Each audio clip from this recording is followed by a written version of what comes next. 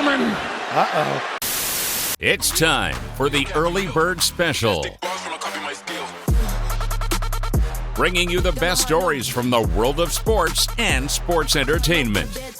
Now, here are your hosts, Sparky and Burdick. This is the Early Bird Special right here on ESPN Bakersfield, and it's that time again, as it is every single week. We got to call in our guy Bolt Brady from Bolt Brady His Bro at the BLEAV Network to help you guys win some money on this NFL Week 4, potentially some help in the NCAA as well. Not 100% sure how many picks he's got for us this week, but sir, how are you?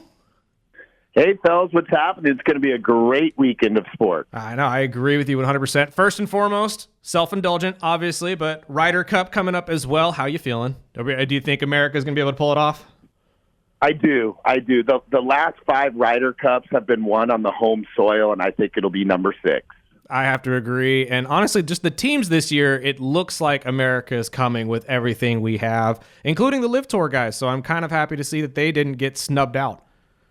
And it's being played in New York, so that crowd's going to fire it up. Absolutely. Do you have any bets based around the Ryder Cup at all? Have you kind of picked any of the groups to win?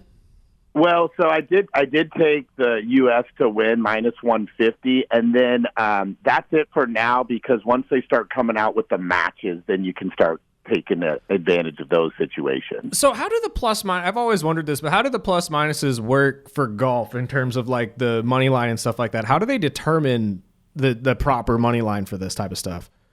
Well, that's a good question. Once again, they base it a lot on statistics, right? So like even when you go head to head, they're going to look into driving distance and getting on the green and regulation and all of that. And then you just kind of have someone that has a little feel for it too.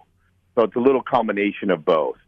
Okay. I mean, it makes sense, but I've always wondered how football, it's a little more simple. Obviously, you just have to go with the spread and what you think these guys are going to score. But golf is just one of those that I've never really understood completely how you can actually get it done betting wise.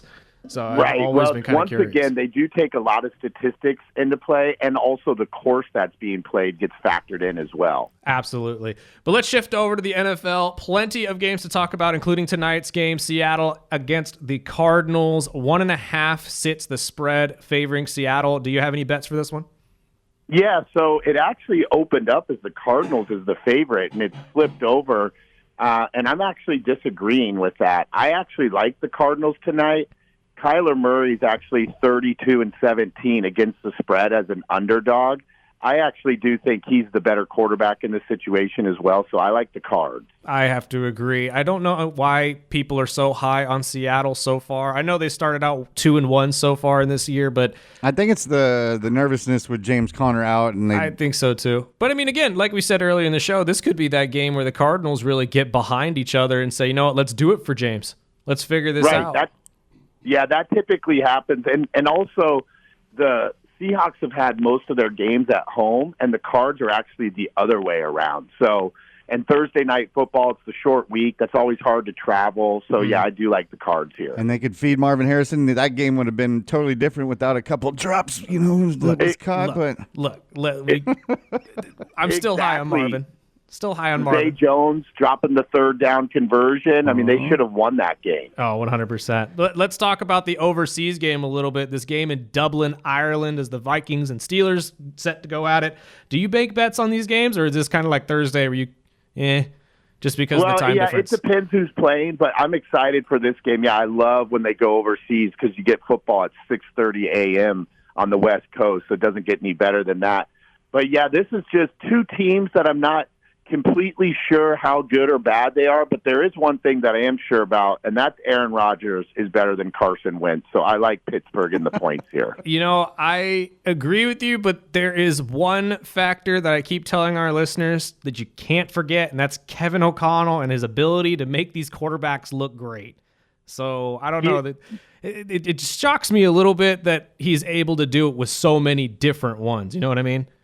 Oh, he's a great coach. But last week, Carson looked a lot better because his defense was putting him in position. Exactly. The defense just totally dominated the game last week. That's the only reason I took Minnesota. I love Brian Flores and that defense, and they looked, at least last week, that they were starting to open up that defensive play calling. But it's It's out of the country. It's Pittsburgh. Aaron Rodgers, if anybody can read some defenses, it's going to be Aaron Rodgers. I would feed those tight ends like he usually does, which would probably change up this game. I don't know the points with this one, but I would 2.5 favoring I'd probably Minnesota. stay away from that personally. But How do you feel about the over and under in this game, though? Because it's obviously two defensive teams, and it's sitting at 40.5. Yeah, that's not very many points, but if I had to take it away, I'd lean with the under. Yeah, I have to agree with you. Flores and Tomlin, something tells me this game's going to be 13-15 or something weird like that. You got any other major picks for this weekend?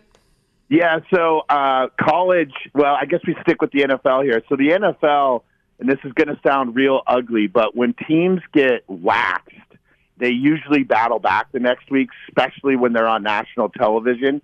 So I like the Bengals +7.5 against the Broncos and the Cowboys +7 this weekend. I think they're both going to bounce back. And then in college, for Saturday for the college people, actually we start Friday night with Arizona State -3.5. And then on Saturday, some of the big games, Arkansas +3.5 versus Notre Dame. And then the big daddy, the one that I really like, Ole Miss money line versus LSU. Oh, God, that sounds so good, but I can't trust the Tigers yet. I don't know what it is, but there's something that tells me they're going to let everybody down again. no way. I don't know. No way.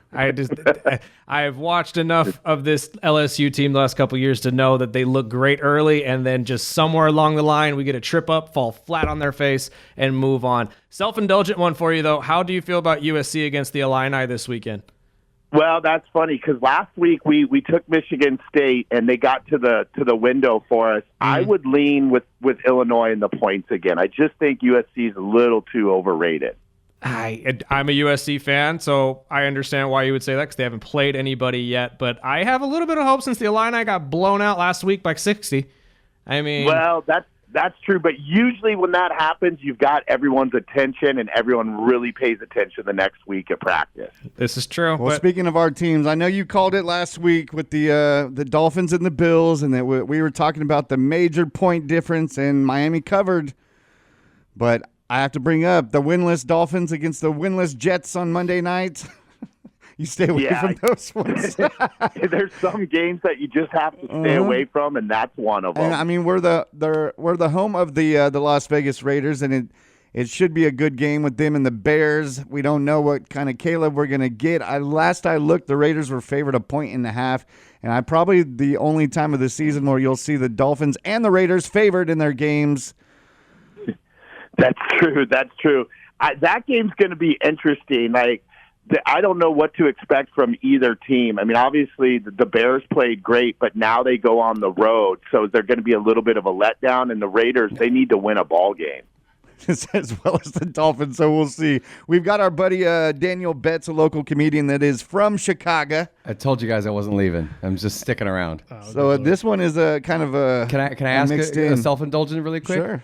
What do I have in Caleb Williams here? What do you see? What do I got? Do I have somebody? Well, I was telling the guys earlier in the year, I do think that this is the year that he comes out, like coming out party for him, and last week definitely showed it. I think last year was just a little too premature. You know, when you're that young, you got to get some games underneath your belt. So I do think Caleb has a lot of talent.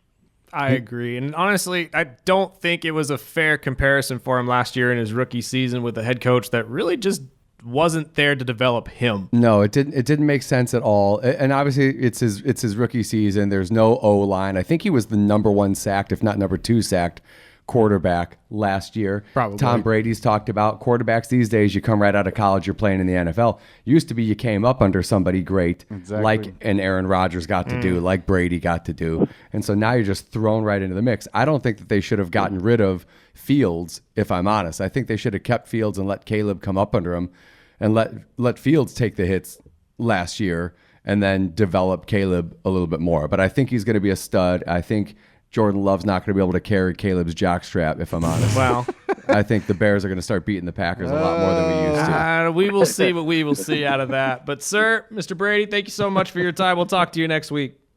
All right, take care, Bill. We got to take a break real quick, pay some bills. We'll get one last segment in here with our guy, Dan Betts, live in studio. This is the Early Bird Special right here on 101.1 FM, 1230 AM, ESPN Bakersfield.